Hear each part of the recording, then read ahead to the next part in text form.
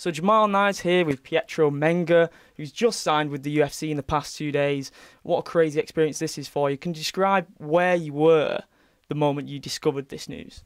Yeah, well, funnily enough, I was halfway through the most succulent steak you've ever seen in your life. And I was just flicking through my emails. Something unusual there. I thought it was like spam or something. Clicked on it. It was, can you make weight December 16th? I was like, shit. Left the steak. Didn't take another bite. Went straight home and spoke to my coaches, and it was a definite yeah. And were your family obviously one of the first people to find out? And how was their reaction? Because being a guy from Salford, it's not the traditional sort of job role someone would go through. And your goals obviously were to reach the UFC, and now that you've reached it, what was their reaction to that? Yeah, I mean, it was more surreal for them than it was for me, I think. It's something that I've been working hard for a long time, so it's just business to me. This isn't, it's not overwhelming in that sense. To them it was, they was going crazy. And yeah, I mean, of course, the family members, all they do is they see it on the TV, they don't really know, but I've been in and around the game for a long time now. This is just another fight to me. Now, you've obviously fought in Bellator before. That was your last fight. Was it that easy of a decision to have your next fight in the UFC, considering that a lot of guys have done the opposite direction and jumped ship? It's become a lot more open of a market. Yeah, definitely. The UFC is the Champions League. That's where I've always wanted to be. And for whatever reason, an opportunity has just not come up. I've been in talks with the UFC for a long time now. I think it should have happened a long time ago. But everything happens for a reason. I'm more than happy to go in this direction now and be with the UFC. So you're fighting Tim Elliot, who had one of the closest fights Demetrius Johnson has experienced as his reign as champion so far. With a win for you over Tim Elliot, that immediately puts you in the title question, doesn't it? How prepared do you feel you are for a guy like Tim, and what is the game plan? I mean, you can only be so prepared on a week and a half's notice, but I'm going in there like every other fight. The difference this time is there's no pressure on me. Every other fight I've had, Bellator, everywhere else, I'm supposed to win the fight. I'm supposed to be this dominant, do everything perfect. These guys are brought in. This time, it's all on him. The pressure's all on him. His job's on the line. I'm coming in on short notice, saving the fight. I beat him. It's curtains. Now, it's a huge card. This is a fight I've been excited for a long time, the Robbie Lawler Dos Anjos card. It's a stacked card.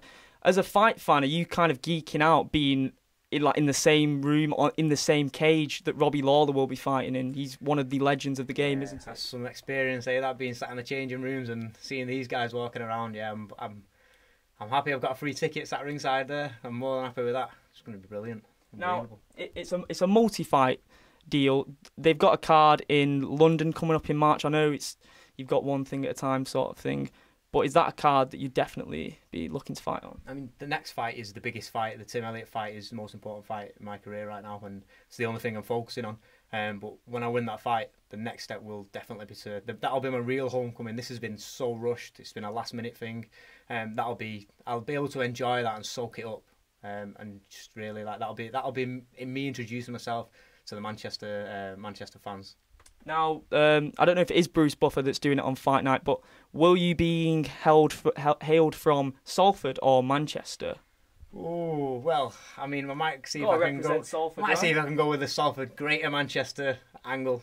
Because you will be the first ever fighter from Salford to represent them in the UFC. That's some achievement, isn't it? It is. With the city of Salford, there's a town of Salford as well. It's a little bit. We're all one. Yeah. We're all one of another. We're all the same. And I'll be representing Liverpool, Salford, Manchester, UK. I'll be representing all my friends and family, and represent my team and go out there and do them all proud. Now, there's a plethora of fighters from Manchester, sort of a new wave. Obviously, Michael Bisping just lost the belt, but you've got guys like Brendan Loughlane, Kane Musa. Have those guys reached out to you and congratulated you on this move? And is there anyone in the fight game as a whole, maybe boxers, jiu-jitsu artists, that have messaged you on any tips to fighting on such a big stage? Not really. No one's messaged me with tips and advice. I've not really reached out to any, but Brendan's been in touch. I keep good contact with Brendan. He's a good friend. He's doing really well. But yeah, I mean, obviously we're all the local fighters. We all know each other, and we're also really supportive of each other. And I want all of them to do well and go down the same route as well. So yeah, I know they've all got my best interests, and they're all going to be watching and supporting, and making sure I bring back that win. Now, on the way here, we were talking about the possibility of TJ Dillashaw moving down, fighting the guy that you hope to fight in the near future, Demetrius Johnson. Now, do you see that fight happening at 125 pounds? And you've also trained with Dillashaw. You've been in his presence.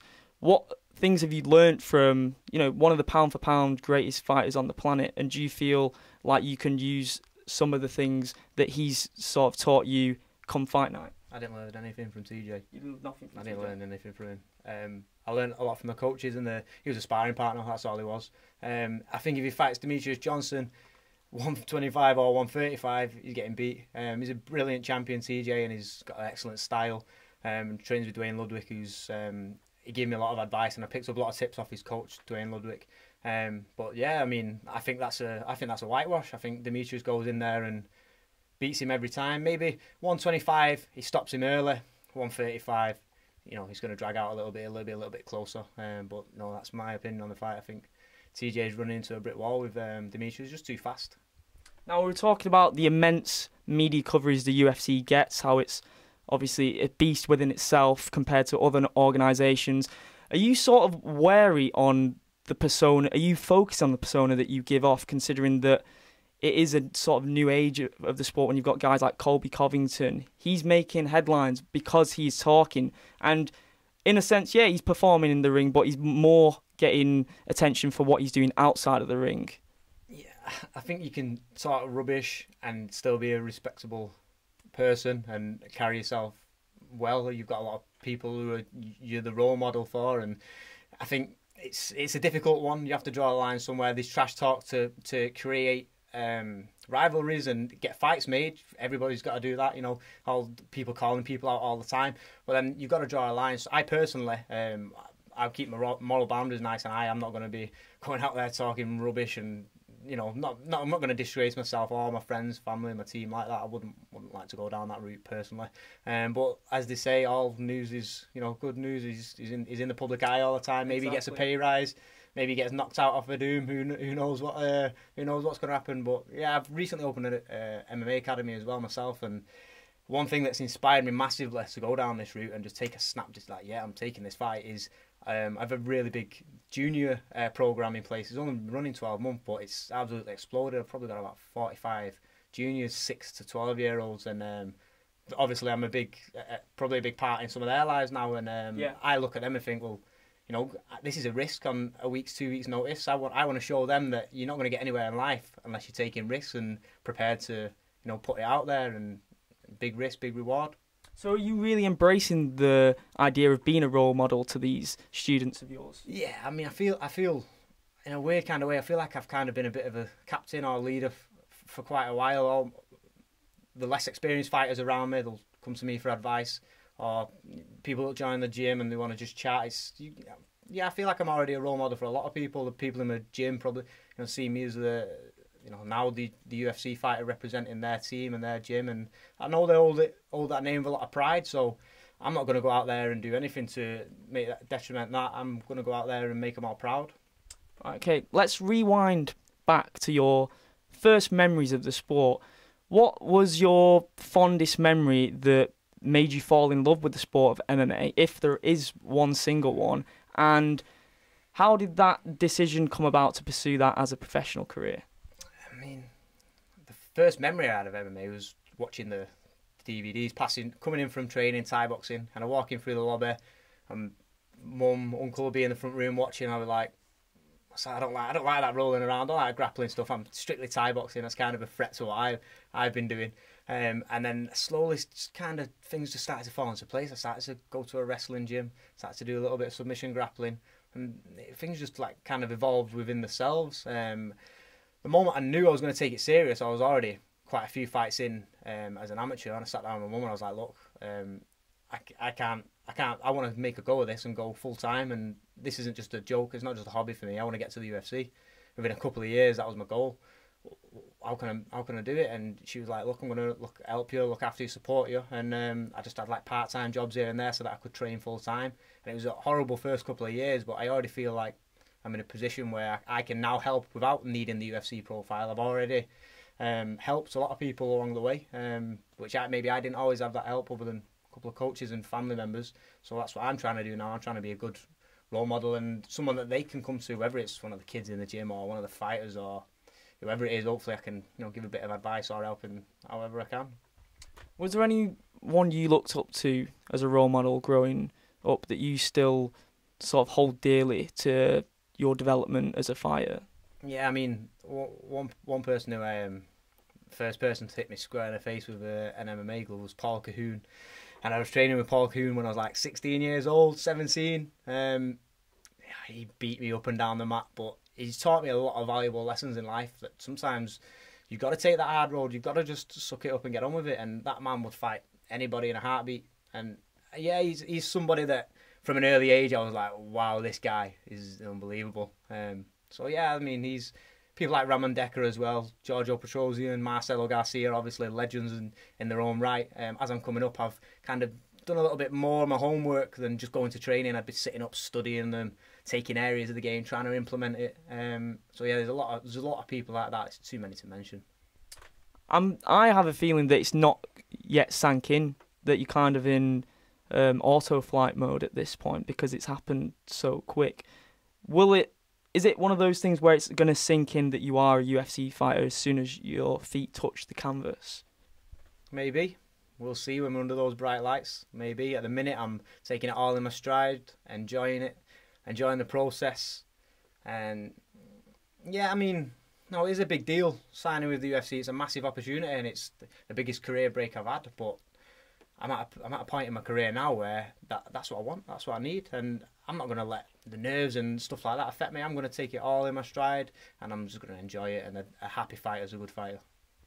And finally, was it an emotional moment for you, or was it something that you knew was going to happen eventually, and the fact that it's happened now is good, but it's not a surprise in terms of the skills that you possess as a fighter? It was sort of inevitable. Yeah, well, because I've been in and around a lot of UFC fighters, training with Frankie Edgar, training with Edson Barboza, Uriah Faber, Cody. I've been in and around a lot of training camps abroad, Brazil. I've put the miles in. I've been there. I've built my game, and I know I'm at a level where I can compete, and I'm better than the majority of these flyweights in the division. Obviously, I've just not had an opportunity to show that. It's like a football team in one division can't play a football team in another division. That's where I feel like I've been personally, and now I've got that break. It gives me the opportunity to show that next week. One thing that a lot of fighters seem to be doing at the moment is talking about moving up, moving down in divisions. Would you possibly, I know it's very early in the UFC career, but is that something that you'd sort of want to look at? And is there anyone that you'd want to fight in a bigger weight class? It's quite a funny story behind this, actually. I emailed the UFC matchmaker Mick Maynard about 2 months ago. I was like, I can fight anyone on short notice at 125, 135. You need anybody, let me know. He said, right, great stuff, thank you. And then I kind of seen like the tough 145 thing coming around, and I thought, I'm walking around 65, 66 kilos. I thought, well, I can't go to that, I'm too light. I've got a month, so I've been eating, building, looking to put weight on, just so that they take everything into consideration and don't knock me back on my weight. Flights booked, everything, application sent off, everything confirmed. I was actually flying to Vegas. I was doing the trials on the 12th, and I fly to Vegas on the 12th. I fly to Canada now on the 12th on the exact same day. I was going to fly to Vegas. So it's just ironic that, I'd thought, you know what, there's no one in Europe in the flyweight division that I'm interested in. UFC guys, yes. 135 guys, even more so. I think my stylistically, is perfect for 135. But then I kind of thought, well, I'm going to inspire everybody around me, and I'm going to do something that's not been done, move up 2 weights, win the Ultimate Fighter. And as sod law, I get an email saying we want you at 125. I've been waiting 2 years, and then so now it's like, look, you've got to do it. We're going in there to do it. Now they say that you have to beat the best to be the best, okay? Now, Demetrius Johnson, is a win over him a bigger moment in your career for the win in itself, for beating the pound for pound best fighter on earth, or is the title the crowning achievement? Which is bigger to you? I think they both come hand in hand. I mean, he's a legend in his own right. He's ranked the pound for pound champion. It's a shame there isn't more charisma in the division. There isn't more challenges for him, and these guys that are trying to build up. He's not really getting that exposure that he should be getting. But then at the same time, winning the UFC title, regardless of who it is, that is the goal. That is the goal, and that's what I'm working towards. I think Tim Elliot gave him a brilliant fight. That, if anything, that just kind of brought a bit more interest to the division to see that he is beatable, and there is things in there that there is weaknesses in there. There's weaknesses in everybody's game, just like I think there's weaknesses in Elliot's game that I can expose. You know, we're all here to beat the next man. That's the game. When I talk about timing, do you feel like your induction into the UFC is perfect timing for the flyweight division, considering that, like you've mentioned, Demetrius hasn't particularly had any great tests? Do you feel like you're the person to put the spotlight back on the division? Yeah, definitely. I'll stay in 125 and build that division up. I'll save the division. There's no problem with that. You know, there isn't too many personalities. There isn't much going on in the division, so you know, I'm going in there with a bang, jumping in with 2 feet next week, then straight onto UFC London, and you know, I'll attract eyes to this division. There's no doubt about it. And me and Demetrius down the line will meet. I do think that the Tim Elliot fight is going to be a tough fight. I'm a realist. I might need a couple of fights to get to the point where I'm ready for Demetrius, but it's all part of the game. The strategy's there. I'll take this one, beat Tim. I think on a full camp's notice, Tim Elliot wouldn't get out the first round with me. No doubt about it. He won't make it outside the first round. It's going to be a little bit tougher. We're going to war. We're going to be technical. I'm going to be the winner. I'm coming out on top. Simple as that. Well, I'm really excited for that fight. I'm really excited for the card in general. I can't wait to see your career develop, and I'm really happy we're at the University of Salford right now. I'm really happy for you to be representing the city of Salford in the UFC. So it's been great speaking to you, and thanks a lot. Thank you. Cheers. Thank you.